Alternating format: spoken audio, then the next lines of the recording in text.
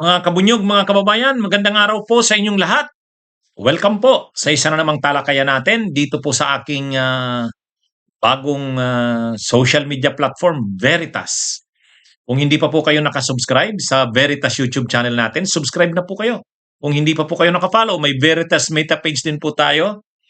Follow na po kayo. Dito po, pumipili po ako ng piling topic. Tapos dito dinidiscuss ko po para malaman ng ating mga kababayan ang katotohanan dahil naniniwala po tayo ang katotohanan o ang veritas ang magpapalaya sa ating bayan. Mga kabunyog, iniisip ko, patapos na ang taong 2025, papasok tayo sa 2026. At ngayon, bago nagtapos itong taong ito, nagtapos ang taong ito, sinampahan ng reklamo na plunder, malversation, graft, betrayal of public trust si Sara Duterte at ang 15 iba pang tao niya. Sinampahan sa ombudsman. Ngayon, kung titingnan natin, medyo matindi ito mga kabunyog. Pag tiningnan mo yung 2026, ang daming mangyayari kay Sara. Ito ang mga mangyayari kay Sara sa 2026. Kaya ngayon, kitang-kita, natataranta na eh. Ang sabi niya, ang reaksyon ni Sara doon sa isinampang kaso sa kanya, sa ombudsman, ang sabi niya, fishing expedition daw yon. Naghahanap lang daw ng ebidensya laban sa kanya. Wala naman daw mga ebidensya sa kanya, kaya yun ay fishing expedition. Unang-una, kung nakita naman natin yung picture ng mga kung gaano karaming dokumento yun, gaano kakapal na mga papel yung nandun. Lahat yun, ebidensya eh. Tingnan nyo yung kapal ng ebidensya na yun. Paano naman sinasabi ni Sarang maghahanap pa lang ng ebidensya? Ang dami ng ebidensya kasi yung kamera nagkaroon ng pagdinig. Nagkaroon ng investigation sa kanya, sa confidential funds. Grabe na ang ebidensyang nakuha doon. Kung ready na ang ebidensya dahil para nga sa impeachment, kaya lang hindi nga minaniubra nga ni Chis Escudero tapos kinalaunan yung Korte Suprema pa, pinatay na yung impeachment. Pero kung natuloy yon, handang-handa na ang mga ebidensya doon, ang mga testigo doon. Tapos ngayon, sasabihin ni Sara, fishing expedition itong pagsampa ng kaso. Hindi ito fishing expedition. Tambak na nga eh. At saka, ito ang mangyayari, mga kabunyog, mga kababayan. Bubuksan yung yung mga ebidensya na hindi mabuksan noon, katulad ng joint accounts nila ni Digong, ngayon mabubuksan na yan. Kasi noon ayaw buksan yan ni Martires ni Ombudsman Martires noon. Kasi syempre maka-Duterte. Ngayon si Buying Rimulya na ang Ombudsman. So bubuksan na yan. At pag binuksan yan, makikita talaga kung gaano kagarapal ang ginawa nila Duterte, ng mag-ama. Kaya yan, masikit, na yan, naiisip na yan ni Sara. Kikita niya na yan, huhubaran siya sa publiko.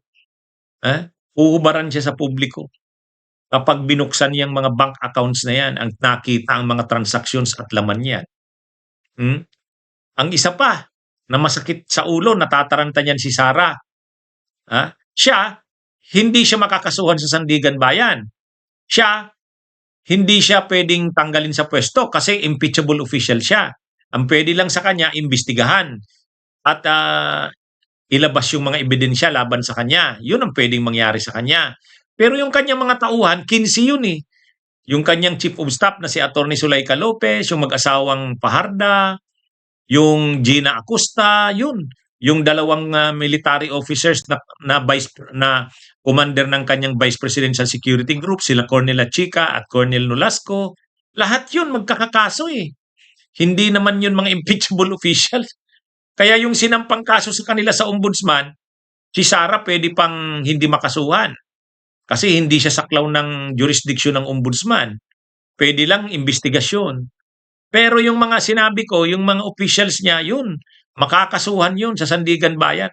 At pag nakasuhan sa Sandigan Bayan, mai-issuehan yun ng arrest warrant at makukulong. Kaya, kumbaga ang atensyon ni Sara, yung kanyang mga tauhan sa OBP at saka sa DepEd, makukulong. At ang isa pa, yung kanyang ama, si Digong, sa January, mag-aano na, confirmation of charges hearing na yan, magsisimula na ang trial niyan. Kasi denied na yung interim release, yung issue ng jurisdiction, wala rin yan.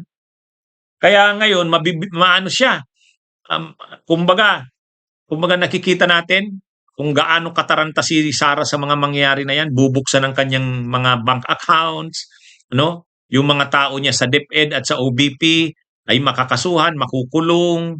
Hmm? Itong si Digong ay magko-confirmation of charges na at sisimula na ang trial. Yan. Pagkatapos niyan, pagpasok ng ano, pagpasok ng February, impeachment niya na. Kita nyo? Kaya kumbaga itong December, January, February, yan. Impeachment niya na yan ni Sara. At sa panahon ding ito, hindi natin alam kung ditong December or January ay lumabas ang arrest warrant ni Bato. At pwedeng kasunod na niyan kay Bongo. Ay, ano na yan mga kabunyog? Talagang tad-tad ang problema ni Sara. Alam niya yan, natataranta na ngayon yan. Hindi naman mga simple yung mga sinabi ko na yan ang mga mangyayari. Yan ang mga mangyayari kay Sara sa 2026. Kaya madugo sa kanya ang 2026. Madugo. Ano yan? Grabing ano, problema. Actually, ngayon makikita mo natataranta na eh. Sabi niya, naghahanda na raw ang kanyang mga abogado tungkol dito sa ikinaso sa ombudsman. Oo, kailangan niya talagang ano, seryosohin yun. At dahil ang mga kakampi nilang senador ay makukulong tulad ni Bato, ni Bongo, at posibleng itong sila Joel Villanueva, Jingo Estrada, Chis Escudero makukulong din, mababawasan sila ng mababawasan ng kaalyado sa Senado. O pag nabawasan sila ng kaalyado sa Senado, baka makonvict siya sa impeachment.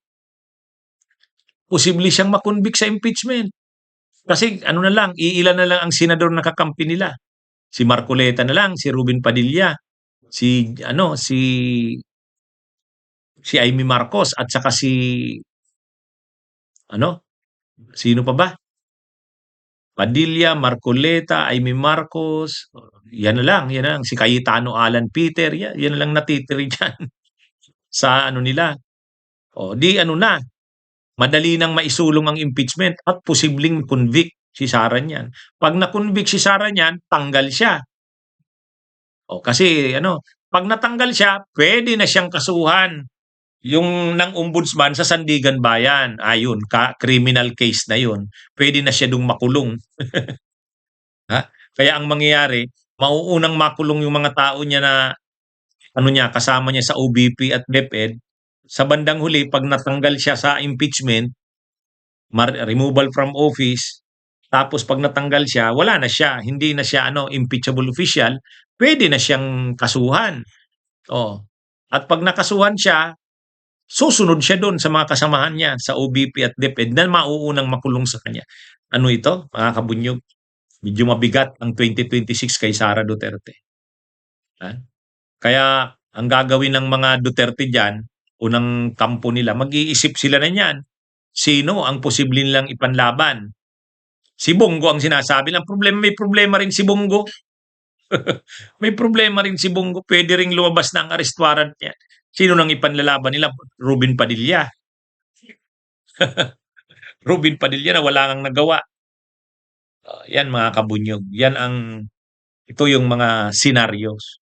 Ito yung mga mangyayari ngayong pasok na 2026. Kaya makikita mo, alam nila yan, natataranta na sila dyan. Natataranta na yan. Kung sana si Duterte nabigyan ng interim release, nakabalik ng Davao, ayun, lalakas. Lalakas ang loob nila dyan. Pero ngayon, hindi. Hindi nila to inaasahan, nakakasuhan si Sara ng plunder at yung mga kasamahan niya. Akala nila nakaligtas na sila eh. At akala nila busy ang lahat ngayon tungkol sa flood control. Hindi. Ang bayan ay hindi nakakalimot sa confidential funds at iba pang mga ginawa ni Sara. Yan ang matibay. Yan ang malinaw dyan. Okay, mga kabunyog mga kababayan, magandang araw sa inyong lahat. Mabuhay po tayo.